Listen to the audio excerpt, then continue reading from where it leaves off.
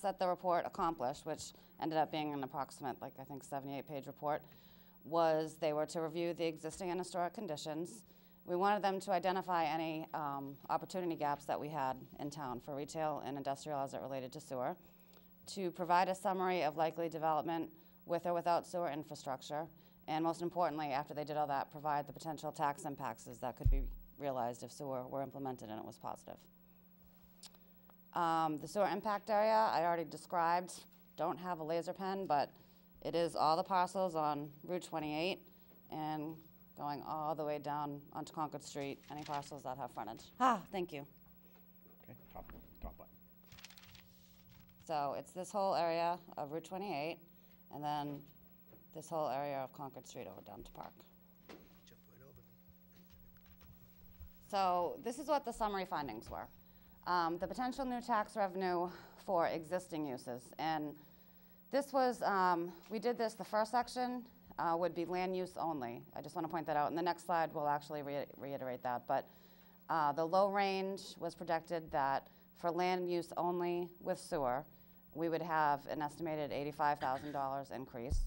And it's kind of hard to understand at first, but no. Matter of fact, if you want to go to the next slide, yeah, I think the next slide's a little bit easier. She'll leave the slide up here, and then they can just read off.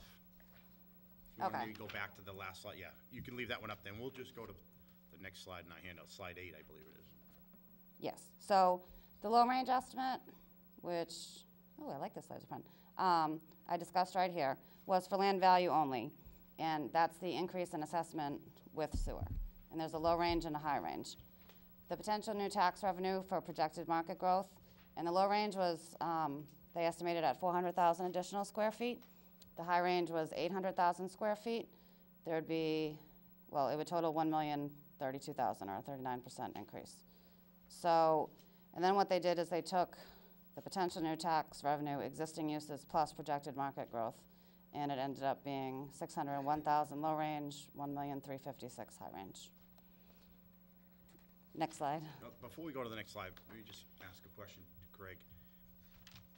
Now that effect, when they talk about a 51% increase, that's above our levy limit, or is that correct? Yes. Okay, that all goes above it. Okay. Thank you. That would be considered to be new growth. New growth. Okay. But you say this is land value only, or was that with rows 3 and improvements on it? rows 3 and 4 were land. No, actually, the last value was with both. The last one's with. That's with both. One more slide.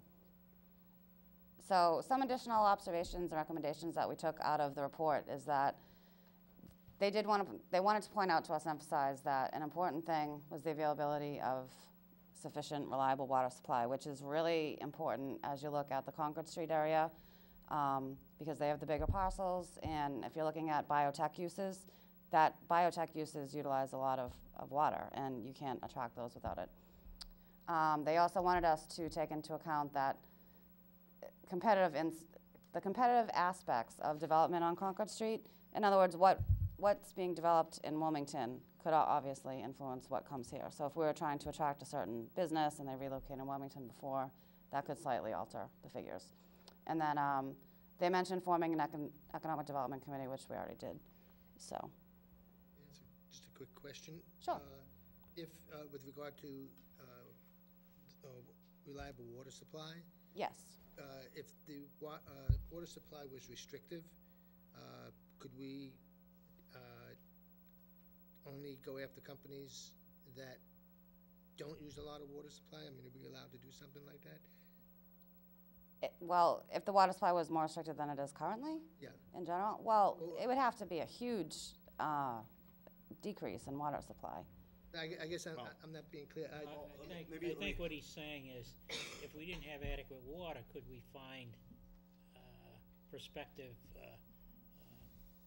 residents or businesses that, don't need that water? I think what happens there, Jeff, is you've got a bunch of parcels you'd like to maximize your potential revenue from.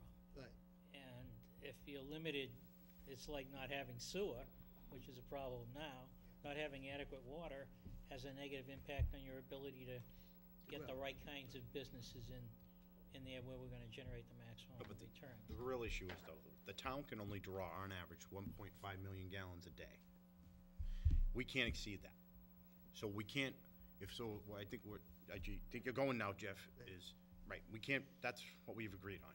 At least what we have in draft right now is 1.5 million gallons a day. We bring a lot of new businesses in that require a lot of water, could have a significant effect on that requirement of 1.5 million gallons a day. And then we probably could not provide water across the whole town if we started to exceed that on a regular basis, because Andover would shut us off. Mr. Kelleher? In the assumptions, Thank you, you're assuming then that there Would you is speak adequate- up, Don, because I'm sorry. With people we at home. have Your listening audience. assumption here is that there is adequate water supply Correct. for these. Have you taken into consideration the cost of that water and what we're paying for water and what our taxpayers will be paying for water, being the residential rate that Andover is charging us rather than a lower MWR rate?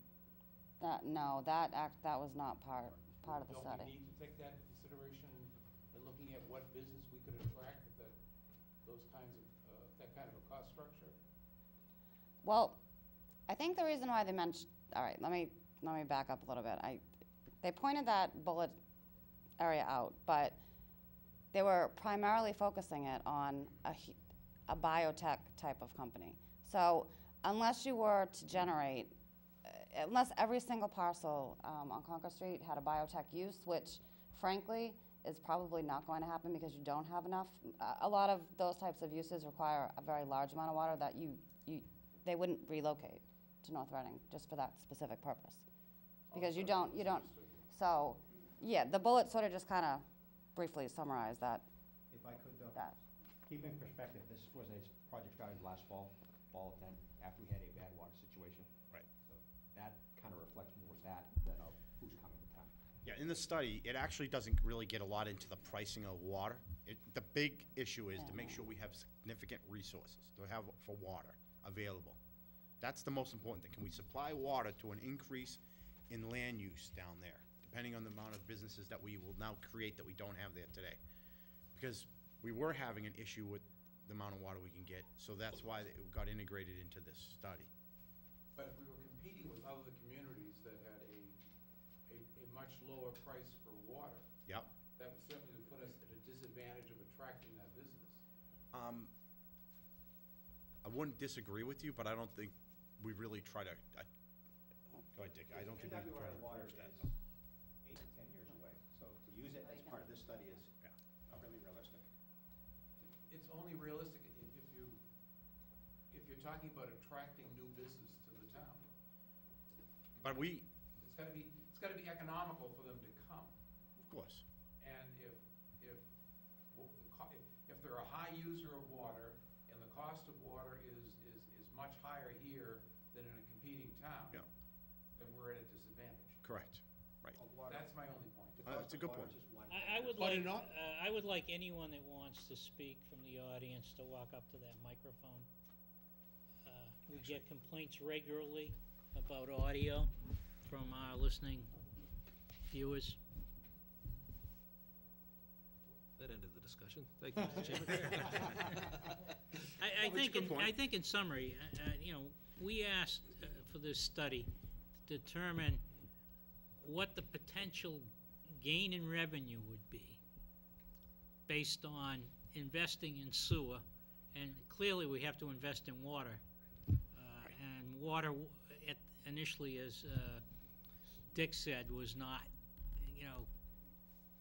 in the mix, but certainly, will be. So I think that we should look at this as, if we put in the proper infrastructure, that's the projected gain in revenue that we could see. And that's what we wanted to look at, as, what is the net potential gain or range of additional new revenue versus the status quo? And I think the study answers that, but it assumes that an adequate infrastructure would be put in place to attain that goal. Then it comes down to, of the 600,000 to 1,000,003 or 4, how much of that is gonna be diverted to carry the cost of the infrastructure along with the betterments and charges that are gonna be charged. So actually, how much can we afford to build out, and is the return on the investment worth it?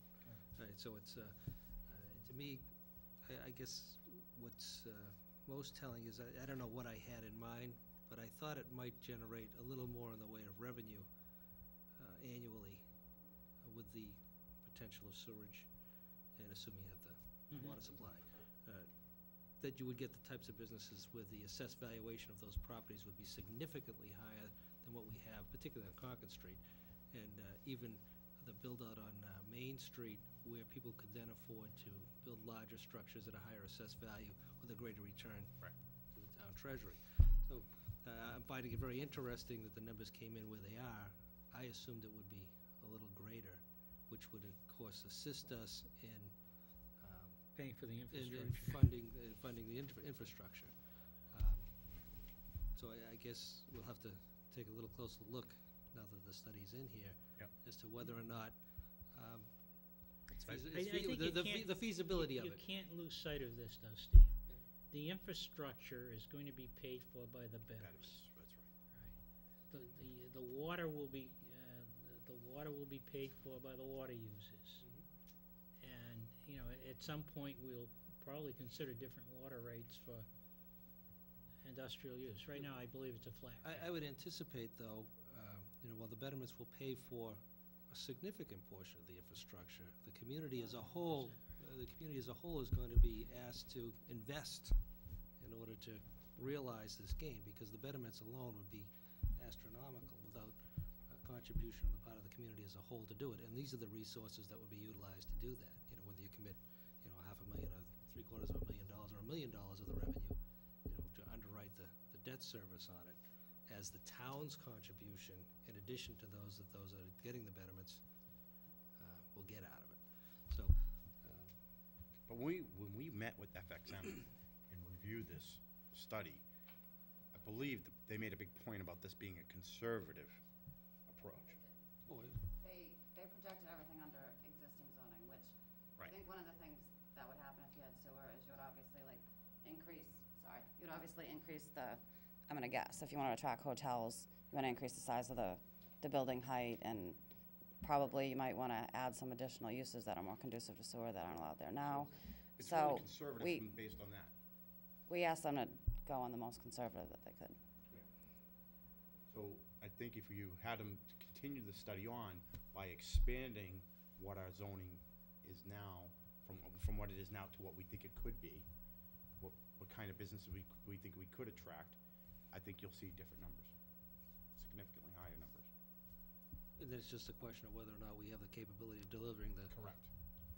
for instance, water supply. right. Yeah, Yeah, it is a big, to support the growth. it's an issue, yeah. To support the growth. And I think, Steve, if you look at the lead time on water and wastewater, this is the beginning of putting together a long-range plan.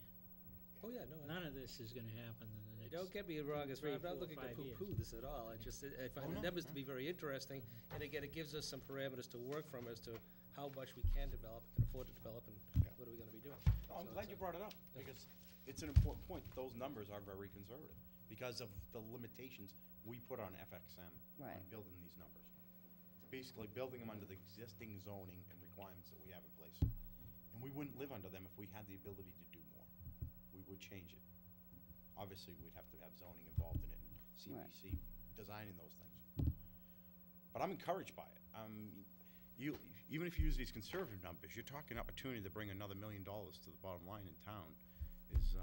It's encouraging that it just tells me that at least we need to stay on course to continue to look at wastewater as a solution for this town. Now, I know Dick has a great team of guys that are working it. We have the committee pulled together. I don't know if Dick, maybe you want to take this opportunity to share a little bit. Maybe, if you wouldn't mind, I hate to put you on the spot, but this may be a good slide for you to kind of review with us and then give us a little more in-depth of where you think we should go. We have a consultant, Wright Pierce Engineering, on a parallel path with the economic analysis. We're looking at 4 major things now. One is water supply from MWRA. Number 2 is, you did put me in a spot, I don't know that one. No, I'm sorry. Geez. 2 things with water supply. MWRA water is right